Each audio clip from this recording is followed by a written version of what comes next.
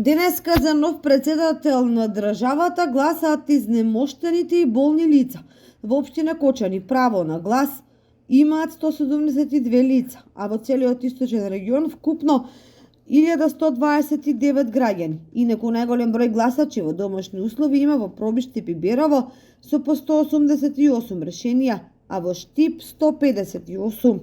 Согласно изборниот законник, избирачкиот одбор, кој што има гласачи кои ќе гласаат во домашни услови во текот на денот, ги посетија во нивните домови. Денеска своето право на глас го искористија и осудениците на избирачкото место во Штипскиот затвор, каде бројката е пообемна, бидејќи станува збор за лица кои гласаат на територијата на целата држава. На седмите поред председателски избори во Кочани право на глас имаат 28.027, што е за 550 гласачи помалку од последниот избирачки циклус.